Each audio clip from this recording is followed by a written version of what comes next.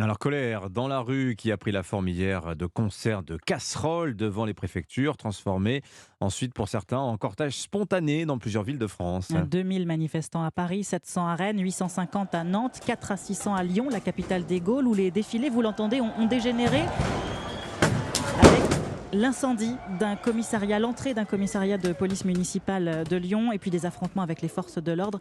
La porte de la mairie du 1er arrondissement a également été forcée et les murs à l'intérieur ont été tagués. Oui, la tension ne faiblit donc pas dans la rue, mais Emmanuel Macron a l'intention de renouer avec le terrain. Après 3 mois à jouer la discrétion entre les murs de l'Élysée ou en visite d'État à l'étranger, le président, qui veut tourner la page des retraites, va retourner à la rencontre des Français dans les jours qui viennent, Arthur Delaborde.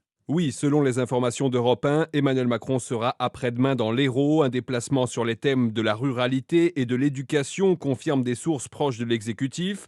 D'autres déplacements en France dans les prochains jours sont à l'étude, mais le programme précis n'est pas encore déterminé. Il veut marquer une rupture, passer à l'acte 2 de son second quinquennat pour remonter la pente, explique un proche du chef de l'État.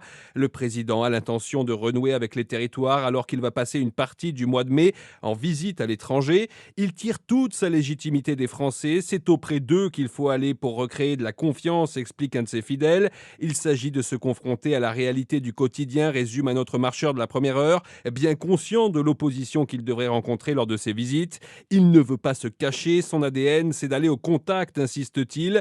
Aller au contact donc pour tenter de clore la séquence interminable des retraites. Ce qu'il ne peut pas décréter tout seul, reste à savoir si les Français y sont prêts. Arthur Delaborde du service politique d'Europe 1.